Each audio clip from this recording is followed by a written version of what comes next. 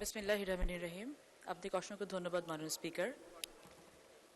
আজকে এই মহান সংসদে বাজেট নিয়ে আলোচনা করার সুযোগ করে দেওয়ার জন্য মহান আল্লাহ তাআলার দরবারে আমি শুকরিয়া আদায় করছি।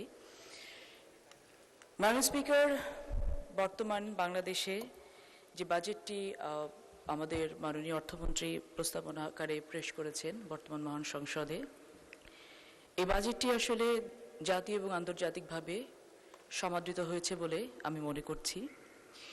সংবিধানের fundamental rights, fundamental principal of state policy দুটোকে মাথায় রেখেই এই বাজেটকে জনগণের সামনে নিয়ে আসা হয়েছে। পথ হারাবো বলে এবার পথে নেমেছি, সেভাবে বাংলাদেশ জাতীয়তাবাদী দল এবং বর্তমান সরকার পথে নামেনি। মাননীয় স্পিকার, আমরা পথে নেমেছি পথটা তৈরি করে ইনশাআল্লাহ। আজকে বর্তমানে যে বাজেটটা রাখা হয়েছে, টপ টু বটম দেশের সকল পর্যায়ের জনগণের ভাগ্য উন্নয়ন, তাদের জীবনের মান উন্নয়নের বিষয়টিকে মাথায় রেখেই মাননীয় স্পিকার এটিকে সামনে নিয়ে আসা হয়েছে। আমরা মনে করি এই বাজেটের যদি চ্যালেঞ্জের কোনো পার্ট থেকে থাকে সেটা হচ্ছে এটি বাস্তবায়ন করা, এবং we have already taken the challenge. Bangladesh জাতীয়তাবাদী দল, বর্তমান সরকার যে কোনো ধরনের চ্যালেঞ্জ নিতে প্রস্তুত ছিল, আছে এবং থাকবে। বর্তমানে বাংলাদেশের যে আর্থিক অবস্থা, যে ভঙ্গুর অর্থনীতি, বিগত 17-20 বছর ধরে যে সিস্টেমেটিক্যাল ডিস্ট্রাকশন সকল রাষ্ট্রীয় প্রতিষ্ঠানগুলোতে করা হয়েছে, সকল কিছুকে ওভারনাইট তুলে নিয়ে আসা সম্ভব না, এটা আমরা সবাই জানি, আমরা সবাই বুঝি। সে কারণে আমাদের এই বাজেটটাকে বাস্তবে রূপ দিতে হলে সকলের সম্মিলিত প্রচেষ্টা প্রয়োজন রয়েছে। সকলকে সাথে নিয়ে আমাদেরকে একসাথে এগোতে হবে। সমাজ কল্যাণ মন্ত্রণালয়ের প্রতিমন্ত্রী হিসেবে দায়িত্ব পাওয়ার পর থেকে এ পর্যন্ত রাত দিন কাজ করে যাচ্ছি কিভাবে সব থেকে ভাইব্রেন্ট একটি মিনিস্ট্রি এটাকে করে গড়ে তোলা যায়। আমার মাননীয় মন্ত্রী মহোদয় এখানে আছেন। আমরা সকলে মিলে চেষ্টা করেছি বাংলাদেশ জাতীয়তাবাদী দলের যে manifesto, one of the main signature project যেটা ছিল ফ্যামিলি কার্ড, সেটাকে পাইলটিংটা বাস্তবে রূপ দিতে, এবং আমরা সাকসেসফুলি সেটা করতে পেরেছি ইনশাআল্লাহ। আমাদেরকে ফ্যামিলি কার্ড সহ, কৃষক কার্ড সহ, আমাদের যুব সমাজের উন্নয়নের জন্য চাকরি থেকে শুরু করে যত ধরনের সামাজিক পরিকল্পনা নেওয়া সম্ভব বর্তমান বাজেটে সবগুলো নেওয়া হয়েছে। কিন্তু আমাদেরকে নিশ্চিত করতে হবে বেনিফিশিয়ারি এন্ডে যেন সকল এই পরিকল্পনাগুলোকে পৌঁছায়, এই বেনিফিটগুলো পৌঁছায়, সেটার জন্য আমাদের সকলের সম্মিলিত প্রচেষ্টা প্রয়োজন। আমরা অনেক বিরোধিতার জন্য বিরোধিতা করতে পারি, কিন্তু পরিবর্তনের বাতাস যে একটি অলরেডি শুরু হয়ে গেছে এটা আমাদেরকে স্বীকার করতে হবে। সে পরিবর্তনটা যেমন সবুজ বাংলাদেশ গড়ার পরিবর্তন, গ্রিন বাংলাদেশ গড়ার পরিবর্তন, সেই পরিবর্তনটা একইভাবে পরিষ্কার বাংলাদেশ, ক্লিন বাংলাদেশ গড়ার পরিবর্তন। আসুন আমরা সকলে মিলে রাস্তাঘাট পরিষ্কার করার সাথে সাথে নিজেদের মনটাকেও একটু পরিষ্কার করি। যদি নিজেদের মনটাকে পরিষ্কার করতে পারি, একটু বড় করে আমরা দেখতে পারি, আমরা দেখতে পাবো যে আমরা সকলে মিলে জুলাই অভ্যুত্থানের মধ্য দিয়ে যে একটি নতুন বাংলাদেশকে নিয়ে আসলাম, আমরা সকলে কিন্তু সে একই প্ল্যাটফর্মেই দাঁড়িয়ে আছি, সকলে কিন্তু সে একই প্ল্যাটফর্ম থেকে সামনের দিকে এগোতে চাচ্ছি, এবং সকলে মিলে যদি এগোতে পারি তাহলে যে বাংলাদেশের স্বপ্ন আমরা দেখছি সেই বাংলাদেশ কিন্তু খুব বেশি দূরে নয়।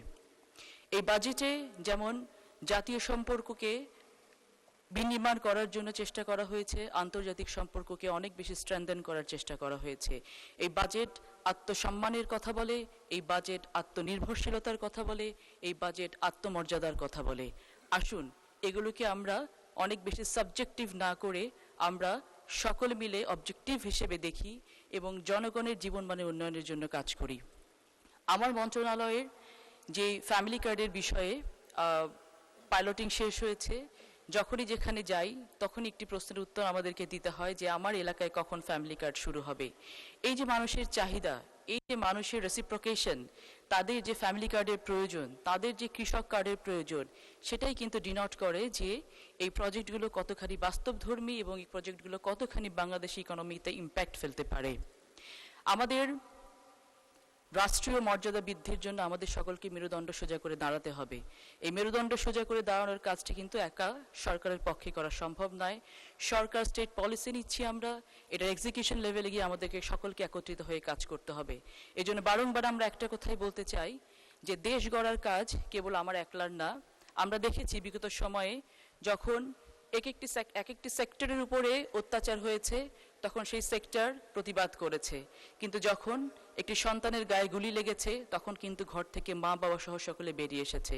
আসুন উন্নয়নের অগ্রযাত্রায় আমরা সকলে মা বাবা সহ একসাথে বেরিয়ে এসে এই উন্নয়নের অগ্রযাত্রাতে আমরা শরিক হই এবং কাজের দিকে এগিয়ে যাই। সময় কম, এলাকার কথা কিছু না বললেই নয়। নাটোরের মানুষ, আমি নাটোরের মেয়ে। আমাদের নাটোরের বেশ কিছু বিষয় নিয়ে ইতিমধ্যে আমি সংসদে কথা বলেছি। তার মধ্যে একটি হচ্ছে নাটোরে যতগুলো চরাঞ্চল রয়েছে, উত্তরাঞ্চলে যতগুলো চরাঞ্চল রয়েছে, এই চরাঞ্চলগুলোকে যদি আমরা ইউটিলাইজ করতে না পারি তাহলে আমাদের জন্য এটা খুব ক্ষতির কারণ হচ্ছে। প্রথমত বালুমহল নিয়ে একটা বড় সিন্ডিকেট কাজ করে পুরো বাংলাদেশ জুড়ে। এই সিন্ডিকেটটাকে আমাদেরকে একটু আইডেন্টিফাই করে কেটে ডিফিউজ করতে হবে। বালুমহলকে যদি লিজ দিতে হয় তাহলে অ্যাপ্রোপ্রিয়েটলি বালুমহল নিয়ে কাজ করতে হবে, আর যদি বালুমহলের লিজ বন্ধ করতে হয় তাহলে একবারে বন্ধ করতে হবে। যদি চরগুলোকে আমরা ইউটিলাইজ করতে চাই, আমাদের রিনিউয়েবল এনার্জির ক্ষেত্রে আমরা যদি সোলার প্যানেল তৈরি করে সেখানে কাজ করতে চাই তাহলে চরাঞ্চলে যে ক্রাইমগুলো হয় এই ক্রাইমগুলো বন্ধ করা অনতিবিলম্বে সম্ভব। আমাদের নাটোরের লালপুর এবং পাবনায় যে চরগুলো আছে, ঈশ্বরদীতে যে চরগুলো আছে, সেখানে গত 3 সপ্তাহে 3টা কিলিং হয়েছে, 3টে মার্ডার হয়েছে, যেটা অত্যন্ত দুঃখজনক। এবং এগুলোকে বন্ধ করার জন্য অনতিবিলম্বে এই চরগুলোকে আমাদেরকে হাত দেওয়া উচিত এবং কাজ করা উচিত। দ্বিতীয়ত আমাদের উত্তরাঞ্চলে অনেক সুগার মিল আছে। এই বন্ধ হয়ে যাওয়া এবং অর্ধবন্ধ মিলগুলোকে অবশ্যই আমাদেরকে কাজে হাত দিতে হবে। তাহলে যেটা হবে, আমাদের যুব উন্নয়নের জন্য, যুব সমাজের কর্মসংস্থানের জন্য তারা যখন সরকারি চাকরির খোঁজে ঘুরতে থাকে, অথচ সরকারি চাকরির সংস্থান আসলে সকলকে দেওয়া সম্ভব না। আমরা যদি এলাকা ভিত্তিক কাজগুলো হাত দিতে পারি তাহলে সেখানে কর্মসংস্থান হবে এবং এলাকাতে ভিত্তিক কিন্তু উন্নয়ন করা আমাদের পক্ষে সম্ভব।